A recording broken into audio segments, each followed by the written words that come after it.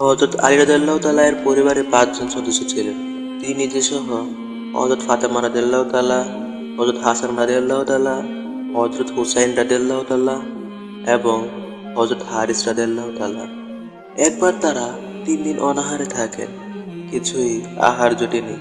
পুরো ৩ দিন ধরে সেই ঘরে এক ফোঁটা পানিও জোটেনি। শিশুদের ঠোঁট ফেটে গেছে, গলার শুকনোতা টের পাওয়া যায়, কিন্তু কেউ অভিযোগ করেনি, কারণ তাদের হৃদয়ে ছিল তাওয়াক্কুল শুধু আল্লাহর উপর। তাদের ঘরে এমন কোনো জিনিস ছিল না যা বিক্রি করে তাদের ক্ষুধা মেটানো যেত। ছিল শুধু একটি পুরনো চাদর, ফাতেমা রাদিয়াল্লাহু তাআলা এর প্রিয় চাদর, যা তিনি নিজ হাতে গুছিয়ে দিলেন স্বামীর হাতে। চলুন, এটি বিক্রি করে কিছু খাবার আনুন, হয়তো ছেলেগুলো আজ একটু খেতে পারবে। আলী রাদিয়াল্লাহু তাআলা চাদর বিক্রি করলেন মাত্র ৬ দিরহামে। এই ৬ দিরহাম দিয়ে তিনি পরিবারের জন্য কিছু খাবার কিনতে যাচ্ছিলেন। ঠিক তখনই এলেন এক অসহায় ফকির, চোখে পানি, কণ্ঠে কাঁপুনি। আল্লাহর ওয়াস্তে কিছু দিন, আমি ৩ দিন ধরে না খেয়ে আছি।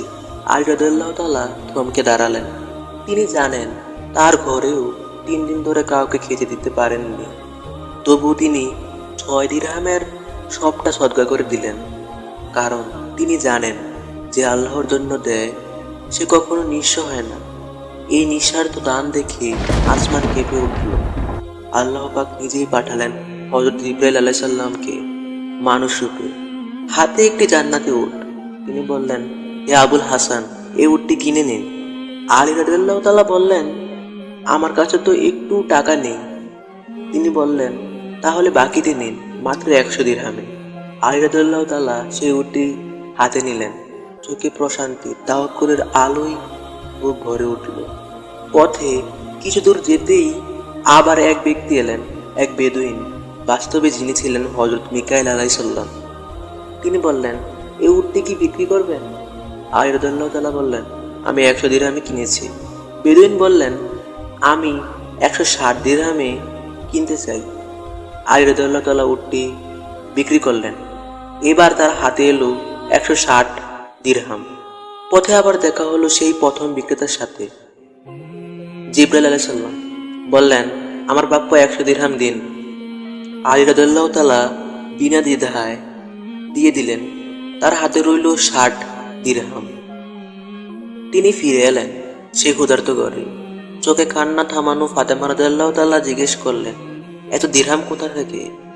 আলী রাদিয়াল্লাহু তাআলা শান্ত কণ্ঠে বললেন, আমি আল্লাহর সঙ্গে ৬ দিরহামে ব্যবসা করেছি, আর তিনি আমাকে দিয়েছেন ৬০ দিরহাম লাভে। আলী রাদিয়াল্লাহু তাআলা এরপর গেলেন মহানবী সাল্লাল্লাহু আলাইহি সাল্লামের কাছে, ঘটনার সবটা খুলে বললেন। মহানবী সাল্লাল্লাহু আলাইহি সাল্লাম হাসলেন, চোখে আনন্দের ঝিলিক। বললেন, হে আলী, সেই বিক্রেতা ছিলেন জিবরাইল আলাইহিস সালাম, আর ক্রেতা ছিলেন মিকাঈল আলাইহিস সালাম। তারপর মহানবী সাল্লাল্লাহু আলাইহি সাল্লাম বললেন, আল্লাহ পাক তোমাকে ৩টি অমূল্য রত্ন দান করেছেন, যা অন্য কাউকে দেননি। ১, তোমার স্ত্রী জান্নাতি নারীদের সর্দার, তোমার ২ পুত্র জান্নাতি যুবকদের নেতা, আর তোমার শ্বশুর নবীকুলের সর্দার।